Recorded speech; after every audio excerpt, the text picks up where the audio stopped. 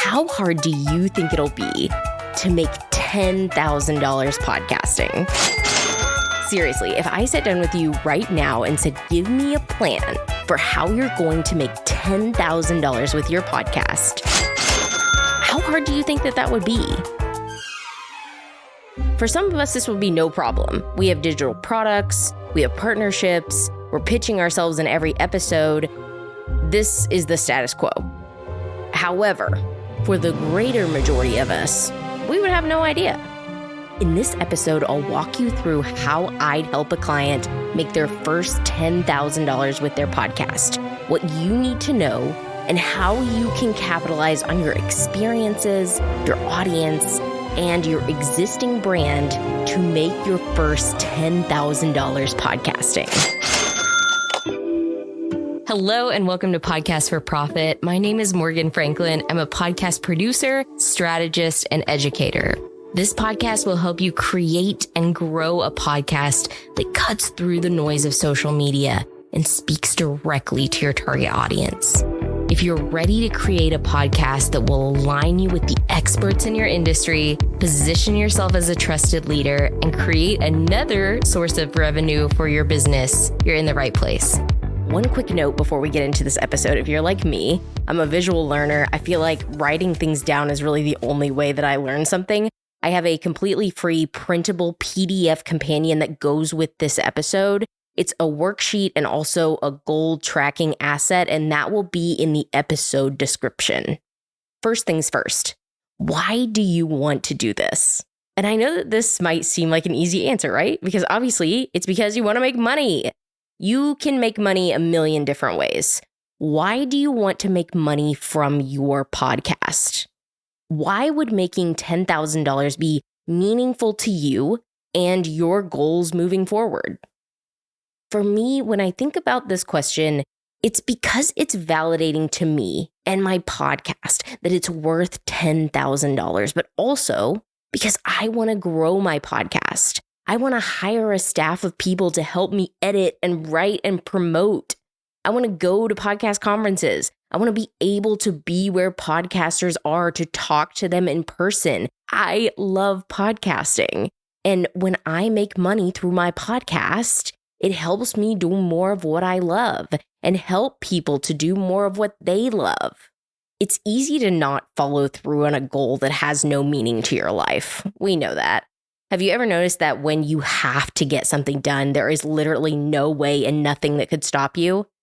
That goal has a purpose.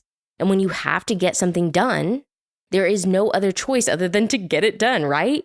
So if it helps you think about this in the same way, use the purpose of why to get you over the finish line. How will making this money help you or your business or your podcast? What exactly will it improve for you? What will you be able to use this money on? Give the money a job. Figure out exactly what it's going to do for you. And when you make this money and commit yourself to making the money, we can't do X without Y, and we have to do Y, so how are we going to do X? After we figure out why we're going to do this and what it really means to us, now we need to add some specifics because we can hold ourselves to a mission all day. But if there's not a clear path to when and how we're going to get there, that's a problem. Okay, so how long are we going to give ourselves to make this money? This is all going to depend on you and what your audience size is and what methods of monetization that you already have in place. So how many sources of revenue does your podcast currently have? How much time and effort do you have to put into making this happen? That's a huge question that you need to consider. Like I said earlier, this could be really easy for some of us and could only take a matter of weeks. But for some of us, it might take all year. So either way, that's okay. But you need to have a clear picture of how long that you're going to give yourself to make this money.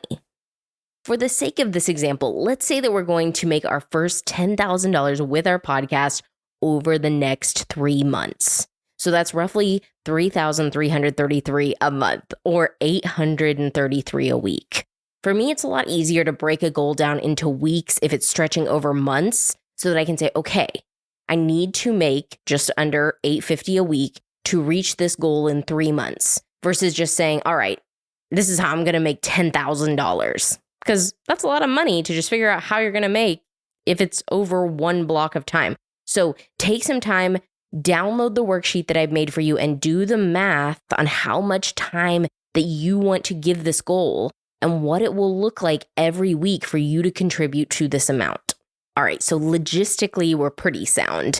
But you're probably thinking, Morgan, I can look at the numbers and mission all day. Realistically, how am I going to make this money?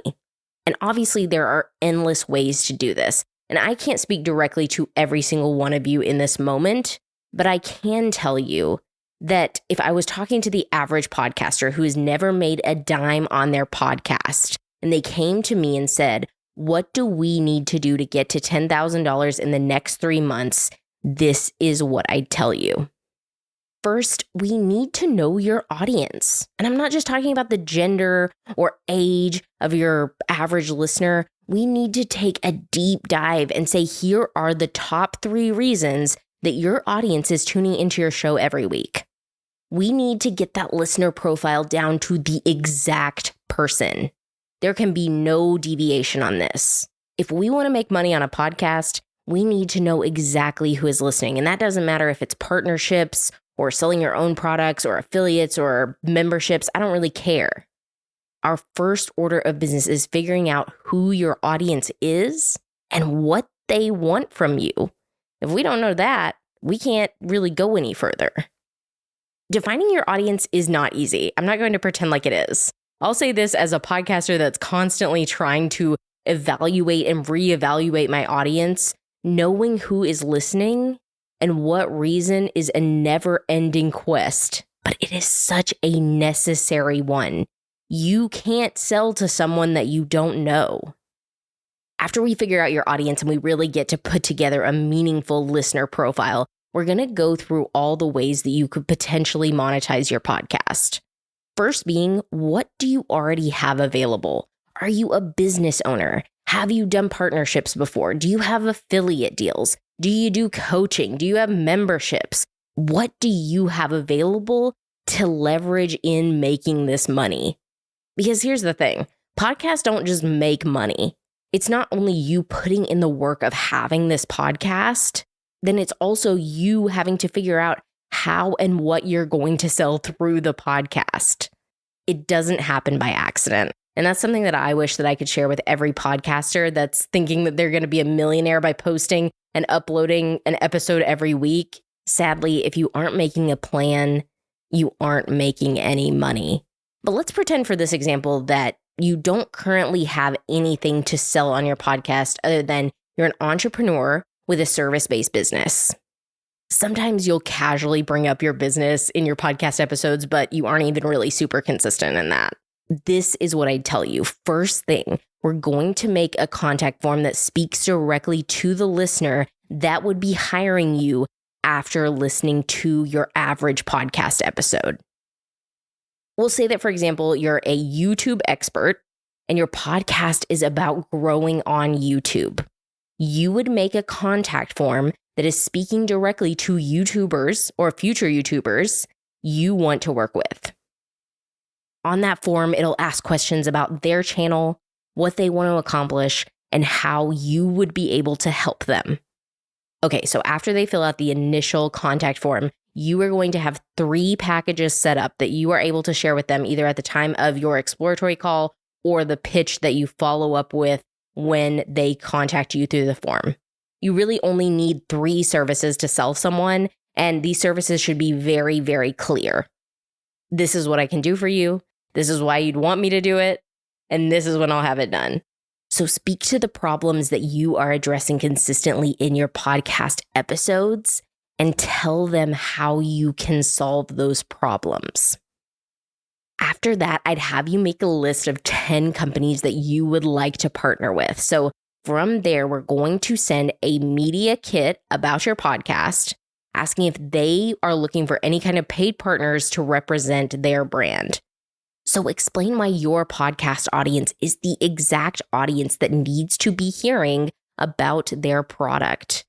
If they say no, that is when you're going to ask about an affiliate program, because usually affiliate programs have a much lower barrier to entry. So that's because they are not having to pay you unless you are making money for them. So if you get a no on doing a partnership deal or asking them if they would like to advertise with you, follow up with, do you guys have an affiliate program? I love your product.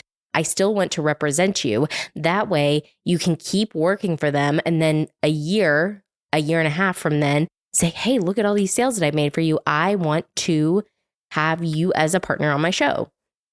And I'm not going to lie to you, this is going to take some time. It's going to take some time with following up.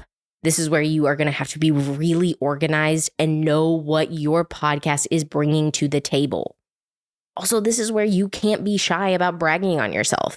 You want this company to pay you to talk about them, so tell them why. Tell them why they should. After you sent the first 10 pitches, figure out the next 10 that you want to reach out to. My best advice is to pitch 10 brands every month. This seems to be the sweet spot for podcasters without overwhelming yourself. Don't try to send 10 pitches a day. Instead, just figure out who you are really aligned with and who you'd like to work with, and make sure that you're putting in that even amount of effort so that over time it is showing some impact for this goal and for your bottom line. I'd also tell you to get on websites like Amazon and Like to Know It and Walmart and any of these other big companies that you shop at that have affiliate codes. If you are plugging a product in your episode at any time, there is no reason that you are not tagging that product in the episode description with an affiliate link so that you can make some money off it. We don't do free promo here. So make sure that you have affiliate links for everything that you are pitching. Next, what kind of digital product can you make? My episode before this one is dedicated completely to digital products, so please listen to it if you haven't. Digital products are the best way to make money without having much money. It's the best way to make money if you're a one-person show and you're basically starting with nothing. I'm not going to harp on this too long because I know I just had a whole episode about it, but I do have a free tool that will email you 10 digital product ideas that are made specifically from your podcast with a little bit of magic from me. The link will be in the episode description of this episode. If you haven't used it already, it is so amazing, and I am so proud to provide this resource for you. So make sure you go check it out. Like I said, it is based on answers from you about your podcast, about your audience, and it is just such a cool way to see how you could make money from digital products. Exclusive content is another thing that I'd look into after figuring out what kind of digital products that I want to make. And what do I mean by exclusive content? Content that is behind a paywall. And this can be so stupid easy. You want to know a podcaster who should teach a masterclass on this is Payne Lindsay. He has that podcast. It's called Up and Vanish, but he also has Radio Rental.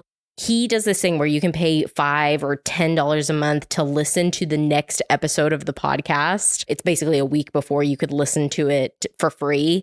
You can listen to it without ads. I know this isn't groundbreaking, but I just wanted to bring it up because I think his production company, which is called Tenderfoot TV, does this really well because they've hooked me on so many shows and got me to pay for it. And I rarely will pay for anything like that. So make sure that you go check them out if you want kind of an inspo on how you could do this. It's basically just that you have another episode ready to go. And if someone pays, they can listen to it a week early.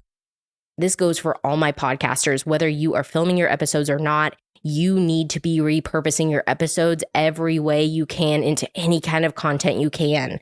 Because you can monetize YouTube and TikTok so easily. And I know it's like only 1/10 of a cent a view, but if you are already making that content, there is no reason that you're not making money from people watching it. Take the time and effort to repurpose your content into formats that make sense for your podcast. So YouTube, TikTok, I'm talking even Instagram and Facebook have monetization now. So monetize those channels and start building audiences on those channels so that you can also drive back listeners to your podcast when they see a short clip or they see anything that has to do with your podcast. They think, oh my gosh, yeah, I want to go listen to their podcast. So make sure you're taking advantage of repurposing all of your episodes. Finally, make sure that you have started and are actually utilizing an email list. There is no better way to access your listeners, to share with them than an email list. And I want you to do this whether it's for making money or just simply growing your podcast. You are a podcaster. You have something to share with them every single week. You don't even have to make anything up. So make sure that you are taking advantage of this and you are using every opportunity to grow your email list. Because, podcasting is a really cyclical media. And the more you use your social media and your email list and your products and services, the whole ecosystem of your business and your podcast will thrive. If you are ready to make your first $10,000 podcasting, please reach out to me. My contact page is in the episode description, or you can get a hold of me at morgan@morganfranklin.media. I know I said this at the beginning of the episode, but there is a printable PDF companion and tracking worksheet. Those will also be in the episode description. And as always, I can't wait to listen to your podcast.